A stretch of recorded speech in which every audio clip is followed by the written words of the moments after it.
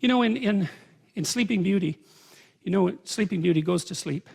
And the reason she goes to sleep is because you have to remember what happens is she has parents who are quite old. And so they're pretty desperate to have a child, like so many people are now. And they only have one child, like so many people do now. And they don't want anything to happen to this child. Because like, hey, it's a miracle. And there's only one of them. And she's the princess. And so it's like, we're not letting anything around her. So they have a big christening party, right? And they invite everybody. But they don't invite Maleficent. And Maleficent is the terrible mother. She's nature. She's like the thing that goes bump in the night. She's the devil herself, so to speak. She's everything that you don't want your child to encounter. So the king and queen's saying, well, we just won't invite her to the christening. It's like, well, good luck with that.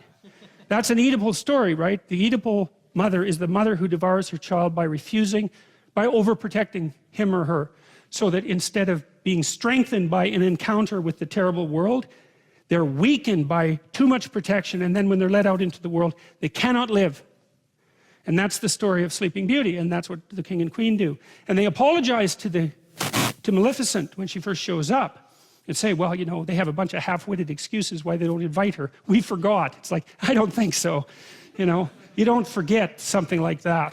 And she kind of makes that point. It's right, the whole horror of life.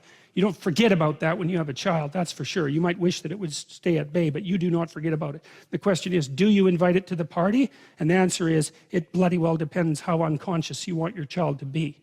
And if you want your child to be unconscious, well, then you have the added advantage that maybe they won't leave home, and so you can take advantage of them for the rest of your sad life instead of going off to find something to do for yourself. Well, and then of course you can take revenge on them if they do have any what would you call impetus towards courage that you sacrificed yourself 30 years ago and want to stamp out as soon as you see it develop in your child. That's another thing that would be quite pleasant. And so that's what happens in Sleeping Beauty. Yeah, well, none of this is pleasant, and nothing that happens in that story is pleasant.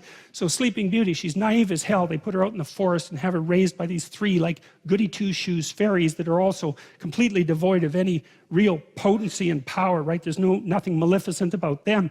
And then the first idiot prince that wanders by, she falls in love with so badly that she has post-traumatic stress disorder when he rides off on his horse, right? That's what happens. And then she goes into the castle and she's all freaked out because she met the love of her life for like 5 minutes, for God's sake.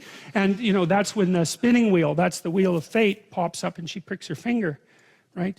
They try to get rid of all the spinning wheels. They try to get rid of all the wheels of fate with their pointed end, but she finds it, pricks her fingers and falls down unconscious. Well, she wants to be unconscious, and no bloody wonder. She was protected her whole life. She's so damn naive that her first love affair just about kills her. She wants to go to sleep and never wake up. And so that's exactly what happens.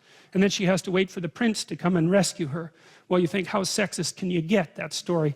Well, seriously, because that's the way that would be read in the modern world. It's like she doesn't need a prince to rescue her. That's why Disney made Frozen that absolutely appalling piece of rubbish.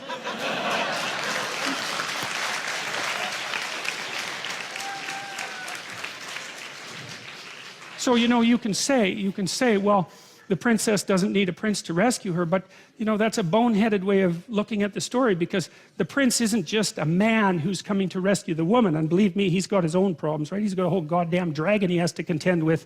But the prince also represents the woman's own consciousness. The consciousness is presented very frequently in stories as symbolically masculine, as it is with the logos idea. And the idea is that without that forward-going, courageous consciousness, a woman herself will drift into unconsciousness and terror. And so you can read it as, well, the woman who's sleeping needs a man to wake her up. And of course, just like a man needs a woman to wake him up, it's the same damn thing. That's the dragon fight in Sleeping Beauty.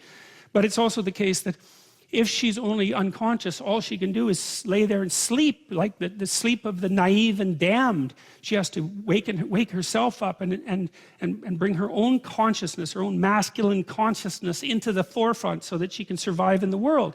And of course, women are trying to do that like mad.